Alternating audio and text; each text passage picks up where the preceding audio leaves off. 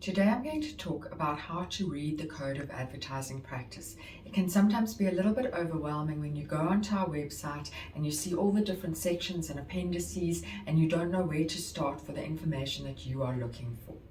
The first part of the code that you should be aware of is section 1, which deals with the interpretation of the code. So if you're looking for something like what does a particular word mean, you'll find a definition section. If you're looking for information on how we interpret the code, you'll find that. And the other important section in section 1 is on the confidentiality of documents that are submitted to us. Section 2 is the one where you should really start. Section 2 is the general principles of the code, and these have the basic core principles that we apply in our decisions: misleading advertising, offensive advertising. There are 19 sections altogether, and if you read nothing else, section 2 is the one for you. Section 3 has sections on specific industries: cell phones, superstition, work from home schemes. There are a number of them. So if you're looking for a specific industry and you want to see if there's something on your industry, have a look in section 3.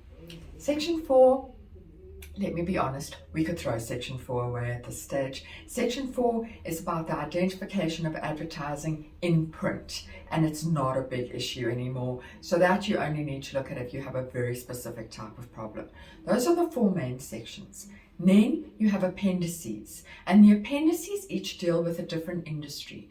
These are industries that have needed a whole set of rules for themselves. So for example, alcohol and cosmetics are 2 that we use a lot. Social media advertising, another one that we often have to look at. And so you can have a look if you're in a specific industry, whether your industry has an appendix.